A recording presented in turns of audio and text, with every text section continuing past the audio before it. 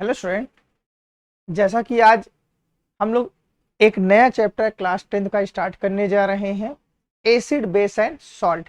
ठीक है, बहुत इंपॉर्टेंट चैप्टर होता है। बच्चों का इस टॉपिक से रिलेटेड बहुत सारे कंफ्यूजन बने होते हैं और एग्जाम तक चलते हैं। ठीक है, तो ज़्यादा अपना टाइम वेस्ट ना करते हुए वीडियो को लाइक करिए, चैनल को सब्सक्राइब करिए। और आज का सबसे इंपॉर्टेंट टॉपिक ना, इंपॉर्टेंट टॉपिक नंबर फर्स्ट ना, क्लियर है। टॉपिक नंबर फर्स्ट हम चल रहे हैं स्टार्ट करने के लिए, क्लासिफिकेशन ऑफ द सब्सटेंस। ठीक है, हम क्या करने जा रहे हैं, क्लासिफाइड करने जा रहे हैं सब्सटेंस को। क्लियर है। अगर क्लासिफिकेशन किया जाए सब्सटेंस को तो वो क्या क्या सब्सटेंस में डिवाइड होते हैं। एक होता है आपका एसिड। ठीक है, फर्स्ट आपका आता है एसिड।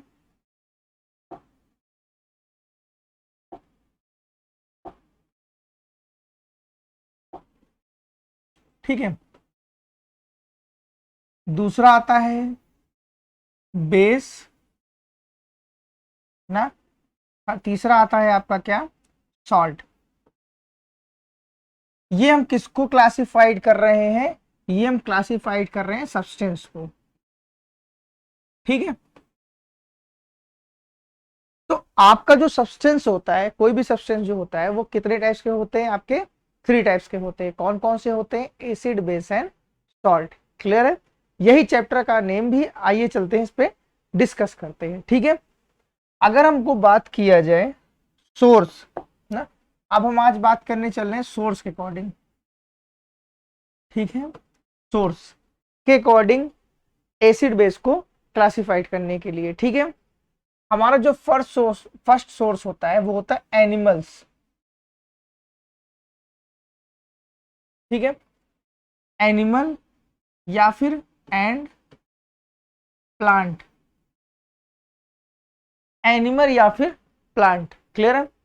दूसरा हमारा जो होता है, दूसरा सोर्स ना, वो क्या होता है, मिनरल्स एंड रॉक ना। क्लियर है, मिनरल एंड रॉक। क्लियर है।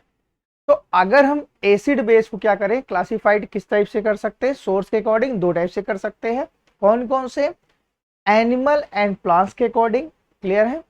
एंड दूसरा हमारा जो क्लासिफिकेशन होता है वो किसके अकॉर्डिंग होता है, मिनरल्स एंड रॉक्स के अकॉर्डिंग। क्लियर है। ठीक है,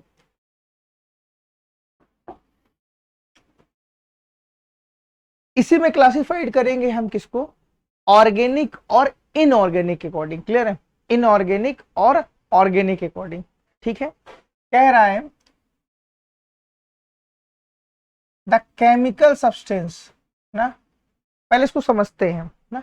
the chemical substance obtain from ना, ऐसा कोई सब्सटेंस जो प्राप्त होता है किससे, एनिमल एंड प्लांट से। ठीक है, या फिर लिविंग ऑर्गेनिज्म से, आर कॉल्ड क्या होता है आपका, ऑर्गेनिक कंपाउंड। ठीक है, ऐसा कोई सब्सटेंस जो क्या होता है आपको एनिमल एंड प्लांट से मिलता है, वो आपका क्या कहलाएगा, ऑर्गेनिक। क्लियर है, ऑर्गेनिक कंपाउंड कहलाएगा। क्लियर। इसी तरीके से अगर आपको कोई सब्सटेंस कहां से मिल रहा है, अगर आपको सब्सटेंस मिनरल्स या फिर रॉक से मिल रहा है तो उसे आप क्या कहोगे, उसे आप कहोगे इनऑर्गेनिक।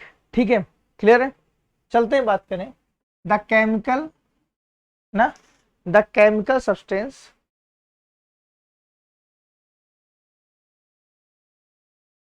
ऑब्टेन फ्रॉम ना, ऑब्टेन फ्रॉम ना, एनिमल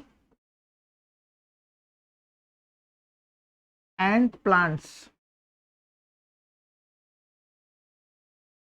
ना, एनिमल एंड प्लांट्स, इसे ही आप लिख सकते हो लिविंग ऑर्गेनिज्म ना।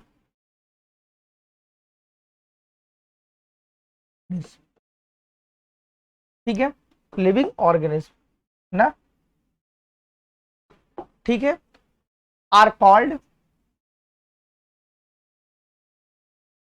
आर कॉल्ड ना, organic organic compound.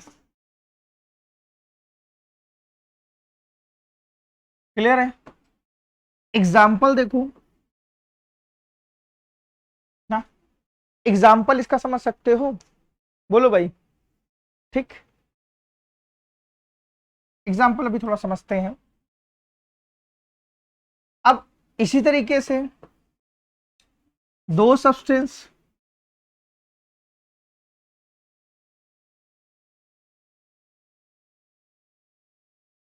Obtain from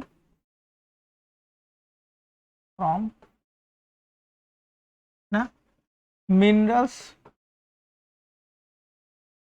and rocks ना, मिनरल एंड रॉक्स और called inorganic.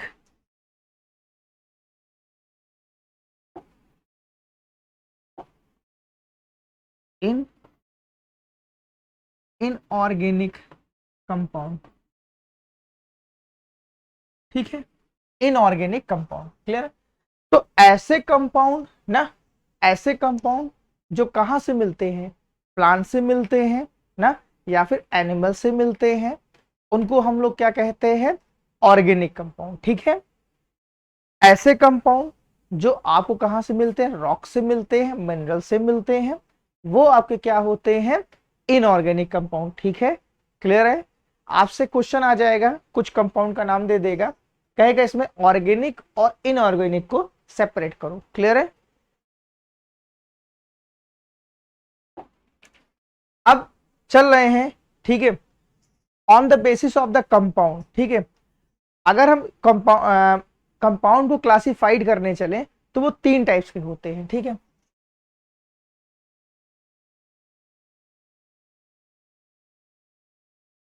On the basis of compound ना, on the basis of the compound classified three category. ठीक है,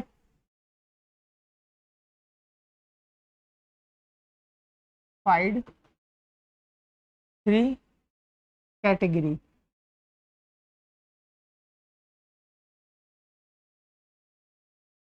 कैटेगरीज। ठीक है, एक कह रहा है आपका क्या होगा?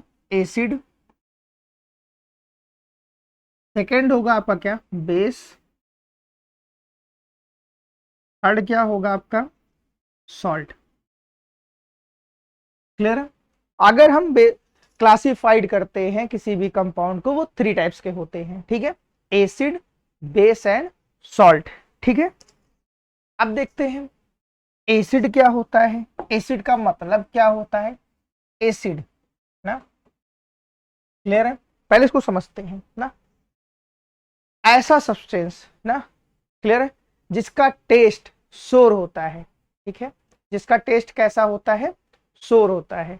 ठीक, और ये जानते हो कहां से लिया गया? ये लैटिन वर्ड एसिडस से लिया गया है। लैटिन वर्ड एसिडस, एसिडस का मतलब ही होता है सोर। ठीक है, आपने देखा होगा एसिड में लेमन देखा है कि नहीं देखा है? लेमन देखा होगा ना, लेमन में क्या होता है? साइट्रिक एसिड पाया जाता है। क्लियर है कि नहीं? और उसका टेस्ट कैसा होता है? खट्टा होता है। सोर मतलब खट्टा। तो लिखने चल रहे हैं ना, इसका जो टेस्ट होता है ना, वो कैसा होता है? सोर।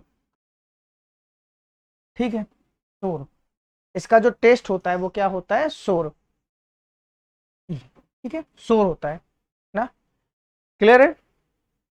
और जो इसका जो मतलब है, इसका जो लैटिन वर्ड होता है ना, लैटिन वर्ड एसिडस से लिया गया है। क्या लिया गया? एसिडस। एसिडस का मतलब ही होता है क्या? सोर। क्लियर है? एसिडस का मतलब ही होता है सोर। सोर का मतलब जो होता है खट्टा ना। एग्जाम्पल आप देखिए ना, लेमन, देखा होगा लेमन ना, क्लियर है? ठीक है, चलें आगे। तो अगर आपसे पूछेगा कोई कि एसिड क्या होता है, और आपको अकॉर्डिंग पूछेगा, किसके अकॉर्डिंग? ऑर्गेनिक और इनऑर्गेनिक के अकॉर्डिंग। क्लियर है ना? अगर आपको क्लासिफाइड करना है तो जो इसका टेस्ट होगा वो कैसा होगा, सोर होगा। ये कहां से लिया गया है, एसिडस से। ठीक है, एसिडस एक लैटिन वर्ड है। ठीक है, और लैटिन वर्ड का मतलब ही क्या होता है, सोर। और सोर का हिंदी मतलब क्या होता है, खट्टा ना। ठीक है, चले आगे। एग्जाम्पल क्या होगा बेटा, लेमन ना, देखा होगा नींबू ना। क्लियर है, नींबू का भाव ऑलरेडी क्या होता है, महंगा होता चला जा रहा है ना। चलें आगे। अब बेस की बात करते हैं। अब हम किसकी बात करते हैं, बेस ना। क्लियर है। अब इसका जो टेस्ट होता है वो कैसा होता है, बिटर। इसका जो टेस्ट होता है वो कैसा होता है, बिटर। इसका जो टेस्ट होता है वो कैसा होता है, बिटर। बिटर मतलब कड़ुआ। करेला आपने खाया हुआ है ना, कभी कभी आप लोगों ने देखा होगा कि साबुन ना, साबुन से नहाते नहाते क्या होता है, आपके मुंह में झाग चला जाता है। साबुन कभी कभी खा भी लेते हो लोग बाई मिस्टेक ना, तो कैसा टेस्ट आता है, कड़ुआ जैसा आता है। क्लियर है कि नहीं ना। ठीक है, अब देखते हैं। अब इसका जो एग्जाम्पल बनेगा वो एग्जाम्पल आपका बनेगा, मालूम है कौन कौन सा, आपने सुना होगा सोडा। सोडा सुना है कि नहीं सुना है, वॉशिंग सोडा और बेकिंग सोडा। वॉशिंग सोडा और बेकिंग, वॉशिंग सोडा मतलब धोने वाला, धोने वाला सोडा। और आपका क्या होता है, बेकिंग सोडा। क्लियर है, वॉशिंग सोडा। हाँ? और एक होता है बेकिंग सोडा।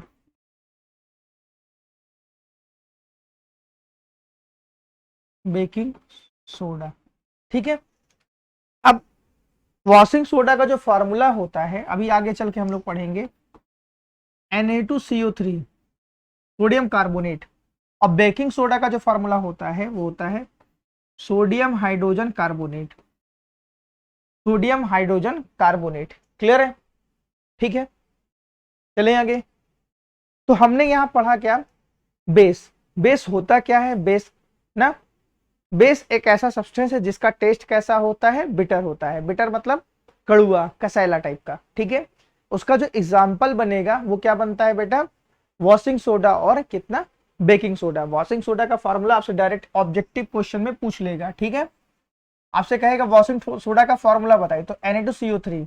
इसका जो वैसे जनरल नेम होता है वो कैसा होता है, सोडियम कार्बोनेट। ठीक है, और बेकिंग सोडा का फॉर्मूला होता है सोडियम हाइड्रोजन कार्बोनेट। क्लियर है, चलिए आगे। नेक्स्ट आपका है क्या, सॉल्ट ना, सॉल्ट